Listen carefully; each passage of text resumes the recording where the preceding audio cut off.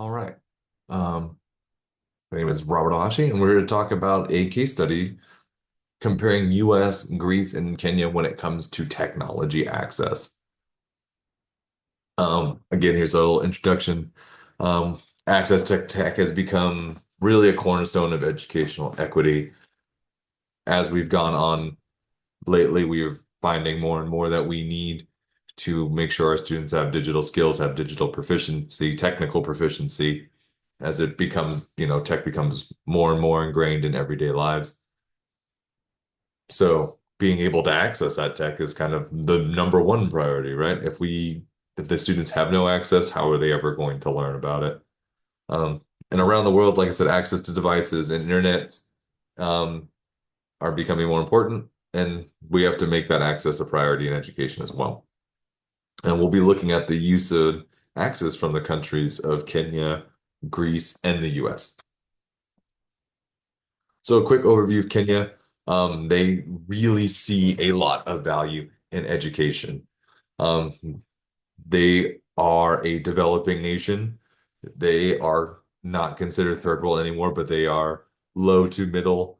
They are coming up in the world. Yeah, coming up in the world. And they really see how education can help them do that. But because of their financial difficulties, they are kind of stuck trying to find innovative and kind of unique ways that they can address these big challenges, especially when it comes to their infrastructure with as little cost as possible, because they just don't have those kinds of resources. What they are doing great though is they have programs from their government that are aiming to introduce skills as early as possible, and they're kind of trying to team up and collaborate with anyone that would give them any assistance, any resources. They're open to any and all help, and they're willing to do whatever they can.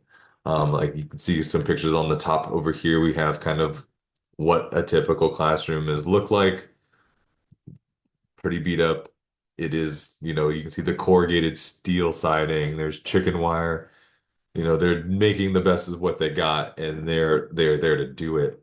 Then on the bottom, you can see even though they're not spending on classroom furniture, they're not spending on these great other, more eye candy-ish things. The students are working on tablets. They are working on some kind of device. They are learning how to use education. I mean, learn how to use technology in their education for their education. So they're really trying to push this despite kind of being behind the eight ball in infrastructure and in finances.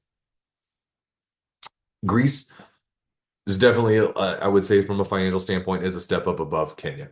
They are not considered a developing country, though they do have some financial issues. We remember that Greece had quite a financial problem not too long ago, and only compounded by the pandemic in 2020, um, which was their real first push towards the digital literacy and the supports needed for it. They found themselves in that situation like many other countries did, that we had to go distance learning or we had to find a different way to teach our students.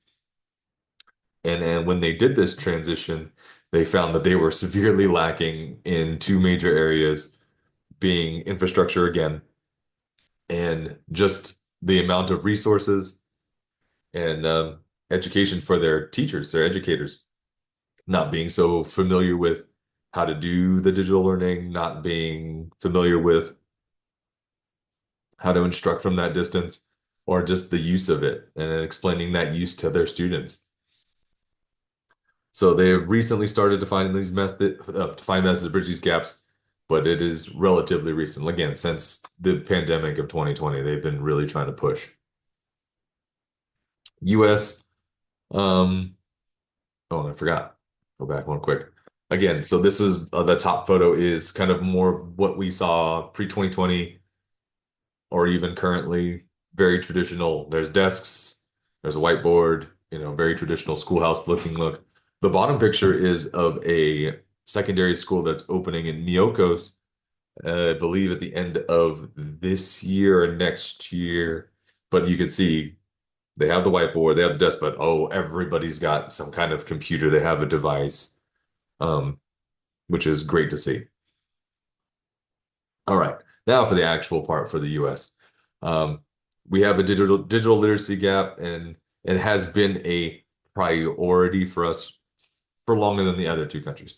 We've been really trying to push for digital literacy and trying to get kids more access as we can. We have initiatives at all levels, from federal all the way down to local levels. Everyone is pushing for digital proficiency, digital literacy. These tech skills and access issues are being addressed, but they're still probably our number one problem. Um, though our problem is slightly different from the other two. We have more of a financial barrier for a lot of our low socioeconomic and our more rural areas of the country.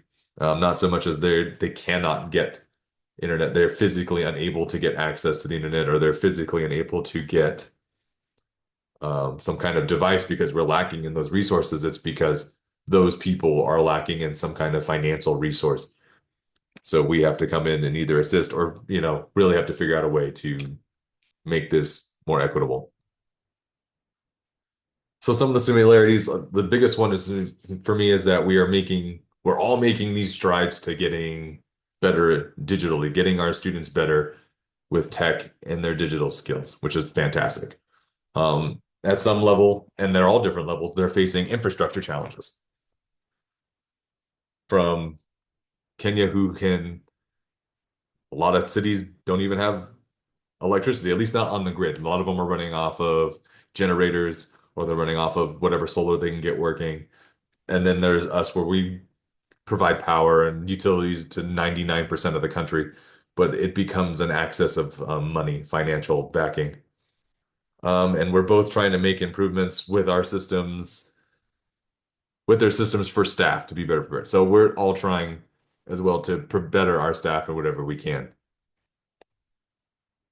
The biggest difference is, no surprise, is money, is these financial resources. Definitely the levels of infrastructure and different levels of socioeconomic status. Um, so it really comes down to that financial resource.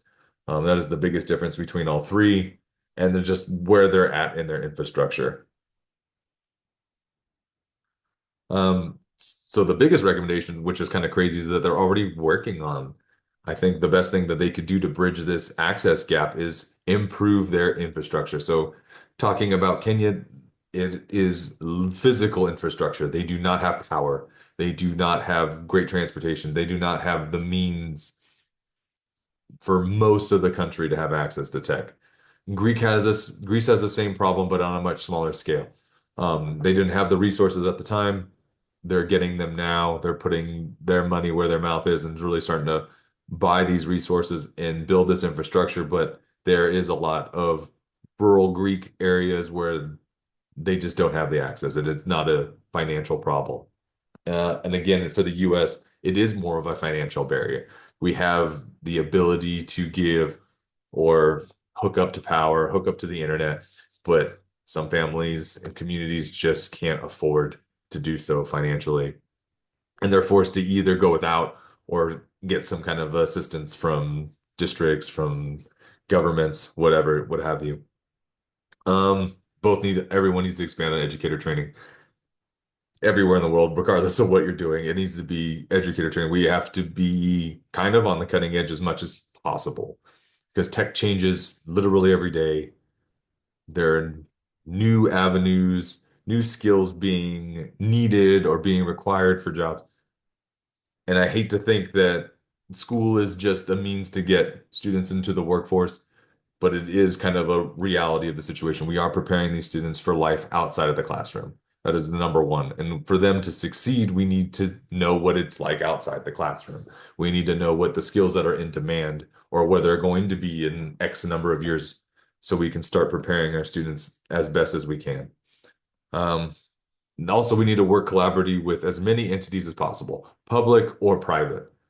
Um, as we are becoming more interconnected with the world, our students in the US are no longer really competing for jobs. Again, I hate to be like, we have to prepare our students for jobs, but it is the reality that they need to be successful outside the classroom as adults one day. They are no longer just competing with their neighbor. They're no longer competing with even somebody within the state or within the country. Now they're going to have to compete on a global scale. The pandemic has shown us how far and what we can do from our own homes these days. Lots of businesses can basically not have a physical front anymore, right? Tech companies don't need it. Some of these other companies don't need to have a physical location when they can have all of their workforce working anywhere there's an internet connection, which is growing every single day. So if you have that kind of access, that kind of interconnectedness, that talent pool is massive now. And we need to make sure that our students can be as competitive as possible.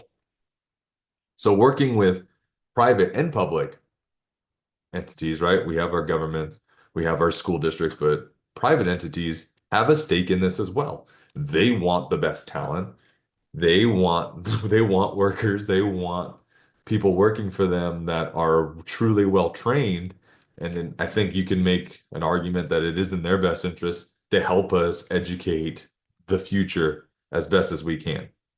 So definitely looking for more collaborative alternative opportunities. So the big implications for this, as far as like policy goes, because infrastructure is the number one issue for access, it takes policymakers, it takes senators, it takes city councilmen, it takes so many people to be involved because these projects are massive, they are expensive. So it's going to take communities and it's going to take educators to work together to accomplish these large like initiatives. They're going to have to go out. They're going to have to, I don't want to say picket, but they're going to have to advocate for their communities to come out and enforce. It can't just be the educators. We should probably be spearheading this, be leading the charge, but it cannot just be us. We have to get everyone involved in the community to really get these to really push for these changes to happen. Um, and then again, like I said, educational systems, we need to find ways to keep us educators on the edge of digital skills, digital tech, on means of what needs to be taught, what these students need to have in their back pocket per se. And then just some final thoughts. Tech and access are vital for educational systems globally, and we're starting to see that and see that for these three countries that are seemingly unrelated on different continents. They're all making this push for tech and digital skills. So they know how important this is. We see where it's coming. It feels good to see that this many countries are working on this, right? It's not just like we need to be good at tech while we're in the classroom, but it's like, well, we need access. The students need access, not just here, they need access as much as possible. And then again, just that largest issue being infrastructure means that we're going to need to be involved, man. We're going to have to go out. We're going to have to write petitions, write people, bring awareness that if we want to really be the best educational system we can, we need to have some infrastructure built. We need to have some access granted for more students, for more people. And, there's some references for you. Thanks.